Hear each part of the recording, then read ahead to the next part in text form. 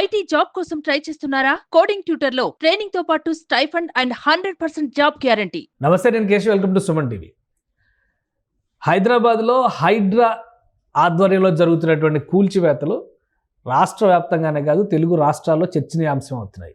తనకి N convention సినీ నటుడు నాగార్జునకి సంబంధించిన ఒక సంస్థ దాన్ని కూల్చివేయడం, దానిపైన నాగార్జున ఇచ్చినటువంటి రియాక్షన్ కంప్లీట్గా ఇది కోర్టు పరిధిలో ఉన్న అంశాన్ని హైడ్రా ఉల్లంఘించింది అనేటువంటి ప్రస్తావన చేశారు. మరోవైపు కొన్ని చోట్ల ఎంపిక చేసిన చోట్ల మాత్రమే కూల్చివేతలు జరుగుతున్నాయి. ఇంకా కీలకమైనటువంటి ఆక్రమణలపైన హైడ్రా ఎలాంటి నిర్ణయం తీసుకోలేదనేటువంటి విమర్శలు వస్తున్నాయి. ఈ నేపథ్యంలో హైకోర్టు అడ్వకేట్ రామారావు ఇమ్మనేని గారు మనతో పాటు ఉన్నారు. అసలు హైడ్రా తీసుకుంటున్నటువంటి నిర్ణయాలు ఏ విధంగా ఉన్నాయి, ఈ అంశం పైన విశ్లేషణ చూద్దాం. రామారావు గారు నమస్కారం. నమస్తే అండి. రామారావు గారు, హైడ్రా అనేటువంటి ఒక సంస్థని ముఖ్యంగా హైదరాబాద్ దాని చుట్టుపక్కల చెరువుల పరిరక్షణ, పర్యావరణ పరిరక్షణలో భాగంగా, అసెట్ ప్రొటెక్షన్లో భాగంగా రాష్ట్ర ప్రభుత్వం తీసుకొచ్చింది. గత 15-20 రోజులుగా వరుస కూల్చివేతలు జరుగుతున్నాయి. ఈరోజు ఒక హైలైట్ పాయింట్ ఏంటంటే, ఓ సెలబ్రిటీ స్టేటస్ ఉన్నటువంటి వ్యక్తికి సంబంధించిన కన్వెన్షన్ సెంటర్ కూల్చివేత. ఆయన రియాక్ట్ అయినటువంటి విధానం ఇది చట్టానికి వ్యతిరేకంగా జరిగింది అంటున్నారు. మీరేం చెప్తారు? ఈ టోటల్ సినారియోని మీరు ఏ విధంగా విశ్లేషిస్తారు? ముందుగా ఈ జిఓఎంఎస్ నంబర్ 99 19/7/2024 నాడు విడుదల చేయడం జరిగింది. ఈ జిఓ ద్వారా హైడ్రా అనే ఒక సంస్థను ఏర్పాటు చేసింది ప్రభుత్వం. ప్రాథమికంగా ఈ ఆక్రమణలు, మళ్ళా ఇల్లీగల్ కన్స్ట్రక్షన్స్ ఏవైతే ఉంటాయో, అతిక్రమణ చేసి కట్నే ఉంటాయో, మళ్ళా మూడవ విషయం ఏంటంటే జిహెచ్ఎంసి పరిధిలో ఉన్న అసెట్స్ లేకుంటే హెచ్ఎండిఏ పరిధిలో ఉన్న అసెట్స్, ఒక 2000 కిలోమీటర్ల విస్తీర్ణంలో ఉన్న అసెట్స్ ని ఈ హైడ్రా అనే సంస్థ సంయుక్తంగా వేరే వివిధ విభాగాలతో కలిసి సంయుక్తంగా, ఇప్పుడు మనము సౌత్ అమెరికన్ కంట్రీస్ లో ఎట్లయితే మున్సిపల్ పోలీస్ ఉంటుందో అదే విధంగా అదే మోడల్లో ఏర్పాటు చేయడం జరిగింది. మంచిది, ఇది మనం స్వాగతిస్తాం. అయితే ఇప్పుడు ఈ మధ్యలో హైడ్రా పేరుతో హైడ్రామా జరుగుతుంది. ఇప్పుడు ఏదన్నా సంస్థ ఏర్పాటు చేస్తే, ప్రభుత్వ రంగ సంస్థ, ఒక చట్టం ఉంటుంది. ఆ చట్టానికి లోబడి పనిచేయాలి అధికారులు కానీ, లేకుంటే ఆ సంస్థగా. అయితే దీనిలో మనం ఒక కీలకమైన అంశం ఏంటంటే, మొన్న జస్టిస్ లక్ష్మణ్ గారు ఇచ్చిన ఉత్తర్వులు, ప్రదీప్ రెడ్డి అనే జన్వాడ ఫామ్ హౌస్ విషయంలో ఆయన కోర్టులో కేసు వేయడం జరిగింది. ప్రదీప్ రెడ్డి గారు వేసిన రిట్ పిటిషన్ లో 21 కీలక ఉత్తర్వులు ఇచ్చారు. జస్టిస్ లక్ష్మణ్ గారు ఈ విషయాన్ని పరిగణలోకి తీసుకొని హైడ్రా పరిధి అంది ఇప్పుడు చట్టం చేసి, అంటే ఒక జీవో తీసుకొచ్చింది, గవర్నమెంట్ ఆర్డర్, ప్రభుత్వ ఉత్తర్వులు తీసుకొచ్చింది.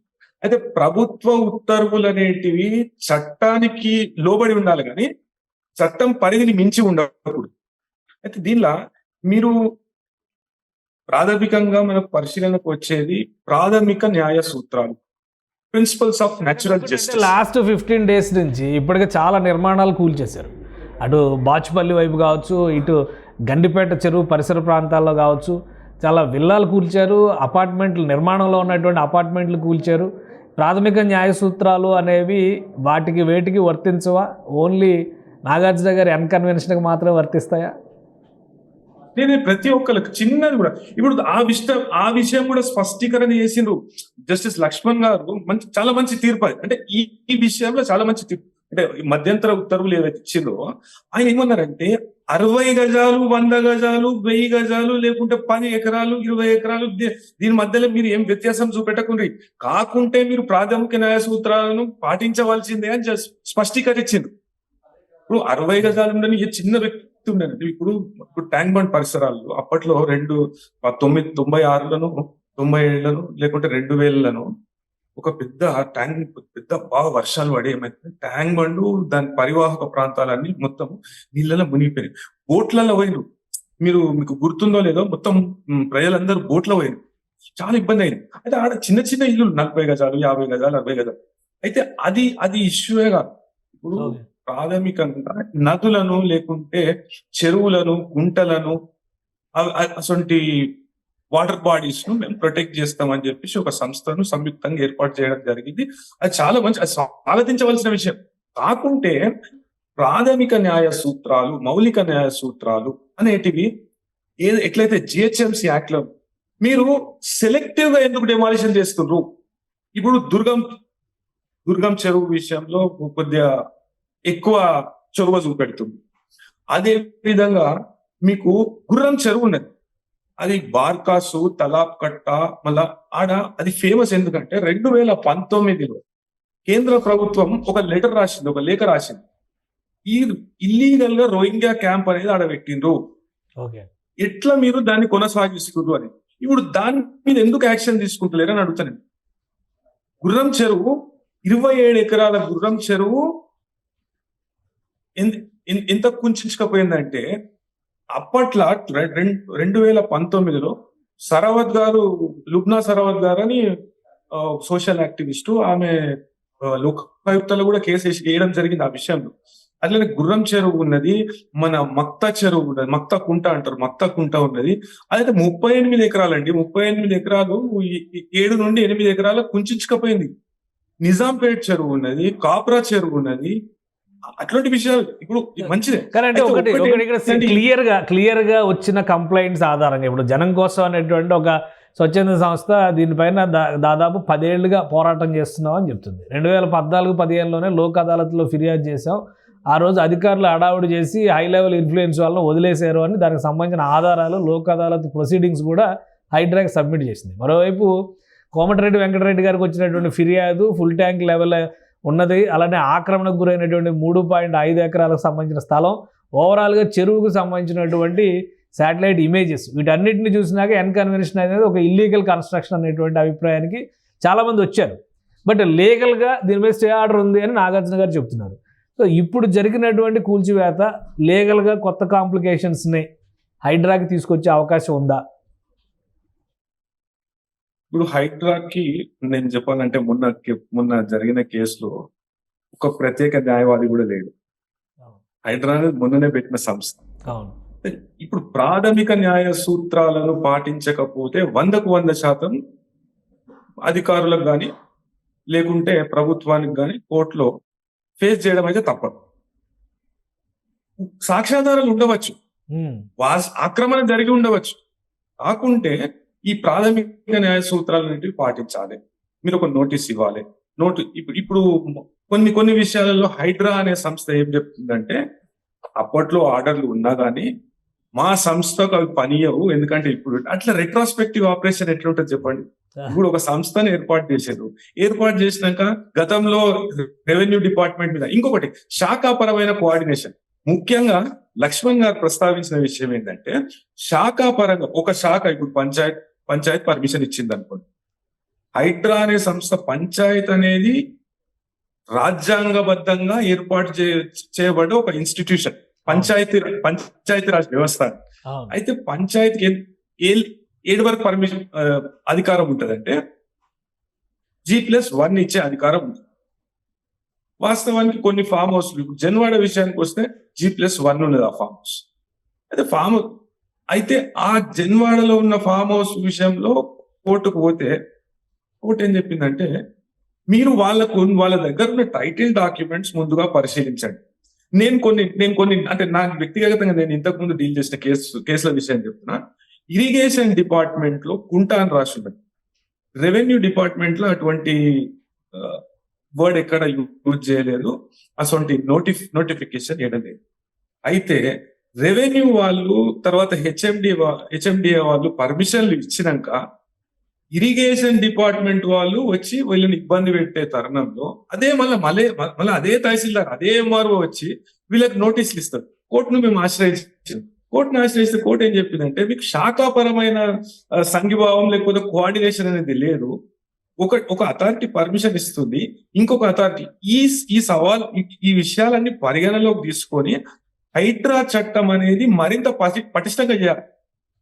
ఒక చట్టం చేసేసినాం, ఇలా ఓవర్ నైట్ మనం యాక్షన్ తీసుకుందాము, ఎటువంటి జిహెచ్ఎంసీలో ఉన్న ప్రొవిజన్స్ పాటించకుండా. ఇప్పుడు జిహెచ్ఎంసీలో 452 ఆఫ్ జిహెచ్ఎంసీ యాక్ట్ ఉంది. ఇప్పుడు హైడ్రా అనే సంస్థ దీనికి లోబడే పనిచేయాలి, లేకపోతే రెవెన్యూ చట్టాలకు లోబడే పనిచేయాలి. నేను స్వయం ప్రతిపత్తి కలిగిన సంస్థను అని అననికి లేదు. ఎందుకంటే ఆ చట్టంలో అంతర్భాగంగా ఆ చట్టంలో ఉన్న విధులను నిర్వర్తించనీకనే ఒక సంస్థను, ప్రత్యేక సంస్థను ఏర్పాటు చేసింది. అది మర్చిపోవద్దు అంటున్నా నేను.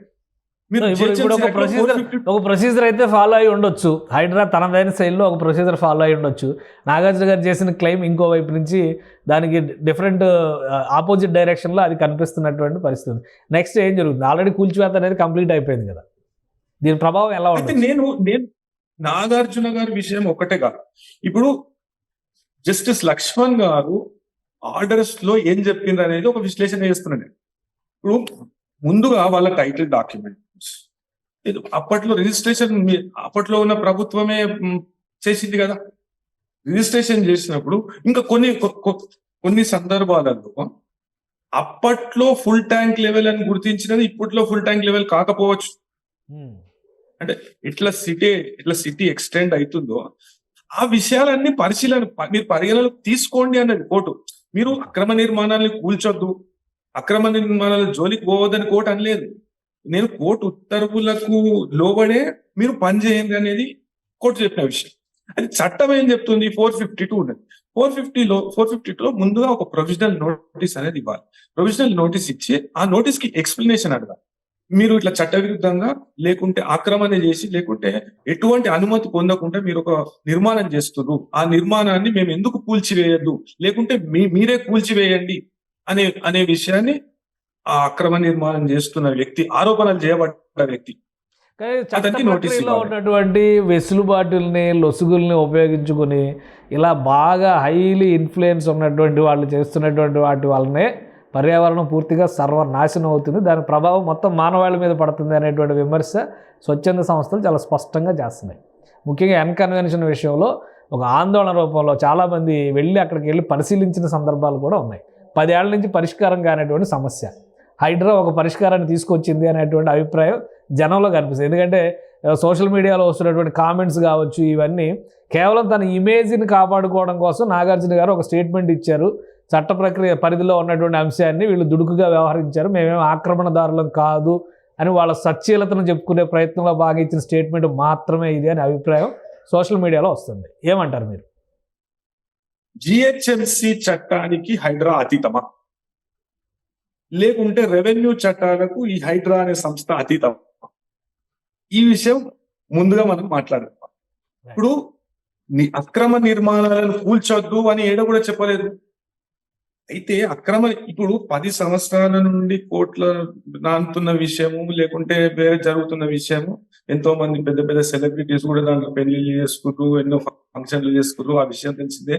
అప్పట్లో దాంట్లో లోకాయుక్త కూడా తీసుకుపోవడం జరిగింది. నేను ఇదే సరావత్ గారు ఈ ఒక్క విషయం కాదు, గుప్నా సరావత్ గారు ఎన్నో లేక్స్ ఇంక్లూడింగ్ మూసి ఇవి ఆక్రమణలకు గురవుతున్నాయి, కంటామినేషన్ అవుతుంది, మేజర్ ప్రాబ్లం. ఇప్పుడు దుర్గం చెరువులో చేపలు మొత్తం చచ్చిపోయి తేలుతుంటే మన ఉన్నత న్యాయస్థానం దాన్ని సూమోటో పబ్లిక్ ఇంట్రెస్ట్ లిటిగేషన్ గా తీసుకున్నది, అందరికి ఆదేశాలు ఇచ్చింది. అయితే కోర్ట్స్ ఏమి నిర్లక్ష్య ధోరణి లేకుంటే స్టేలు ఇవ్వడం, మీరు ఎందుకు ఇంత అత్యుత్సాహం ప్రదర్శిస్తుండ్రు?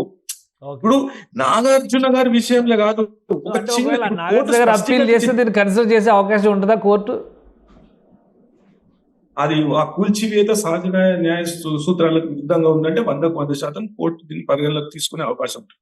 అయితే ఇప్పుడు ఒక సెలబ్రిటీది కూల్చినప్పుడే ఈ విషయాలన్నీ చర్చకు వస్తాయి. అయితే ఈ విషయాలు ఇంతకు ముందు నేను మొదటిసారిగా మానవ హక్కుల కమిషన్ ని ఆశ్రయించిన గతంలో 2020లో బాగా వర్షాలు పడి సికింద్రాబాద్ లో మా ఇంటికాడ ఒక నాలలో ఒక పిల్ల మునిగిపోతే మానవ హక్కుల కమిషన్ ఆశ్రయించడం జరిగింది. మానవ హక్కుల కమిషన్ ఆదేశాల మేరకు వీళ్ళకి కాంపెన్సేషన్ ఇవ్వడం జరిగింది. అది మొత్తం సిట్టింగ్ అంతా చేయించారు. అంటే మనం మాన్సూన్ వచ్చినప్పుడే రెస్పాండ్ అవుతున్నాం. ఒకటి ప్రభుత్వం కూడా మాన్సూన్ వచ్చి ఇప్పుడు ఇది ఓవర్ రియాక్షన్ ఉండాలి, స్పందన ఉండాలి, కానీ ఓవర్ రియాక్షన్ చట్టాలకు అతీతంగా ప్రవర్తించద్దనేది నేను రైట్. థ్యాంక్ యూ రామారావు గారు, మీ అభిప్రాయాన్ని తెలియజేసినందుకు. ఇది హైడ్రా వ్యవహరిస్తున్నటువంటి తీరు సహజ న్యాయ సూత్రాలకి, ముఖ్యంగా ప్రాథమిక న్యాయ సూత్రాలకి అతీతంగా ఉండకూడదు అనేది రామారావు గారు చేసినటువంటి వాదన. నాగార్జున గారు ఇచ్చినటువంటి స్టేట్మెంట్ ప్రకారం చూస్తే ఒకవేళ ఆయనకి సమాచారం ఇవ్వకుండా కనుక ఇదంతా జరిగి ప్రక్రియని ఫాలో అవ్వకుండా ఉంటే కనుక హైడ్రా ఇబ్బందులు ఎదుర్కొనేటువంటి అవకాశం ఉంటుంది. అయితే చాలామంది పర్యావరణవేత్తలు చెప్తున్నటువంటి మాట ప్రకారం చూస్తే కనుక దశాబ్ద కాలంగా ఇది చెరబట్టినటువంటి చెరువు స్థలంగా చెప్తున్నారు. సో ఈ నేపథ్యంలో హైడ్రా తీసుకున్నటువంటి చర్య ఖచ్చితంగా పర్యావరణానికి మేలు చేసే చర్య అనేటువంటి విశ్లేషణ కూడా కనిపిస్తుంది. ఇక కోర్టు పరిధిలోకి ఈ కేసుని కనుక నాగార్జున తీసుకెళ్తే ఎటువంటి రియాక్షన్ వస్తుందో వేచి చూడాలి. ఇది special discussion. Keep watching. Suman టీవీలో మీ పర్సనల్ అండ్ బిజినెస్ ప్రమోషన్స్ కోసం కింది నెంబర్కి కాంటాక్ట్ చేయండి.